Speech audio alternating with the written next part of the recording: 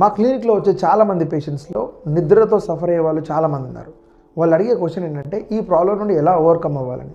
అలాంటి వాళ్ళకి నేను చెప్పే ఈ 2 simple and effective tips follow అవుతే ద క్వాలిటీ ఆఫ్ స్లీప్ని మీరు ఇంప్రూవ్ చేసుకోగలుగుతారు. అందులో tip number 1, 8 hours of sleep. అసలు 8 అవర్స్ ఆఫ్ స్లీప్ ఎందుకు?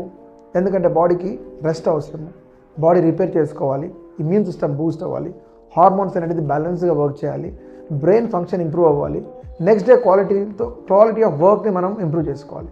Tip number 2, melatonin.